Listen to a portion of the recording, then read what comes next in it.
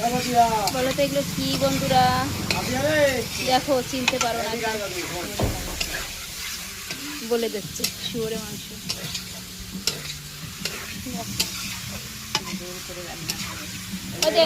মশলা দাও। এই দেখো মশলা কষানো, কষিয়ে রাখছি। দাও দেখি কতটুক হয়। মশলা দিয়ে দিচ্ছি এবার। সব কিছু পেস্ট করা একসাথে কষাই রেখে দিয়েছিল, তাই সেটা এখন দিয়ে দিচ্ছি। দেখো এবার নাড়াচাড়া দাও, দেখো কি হয়।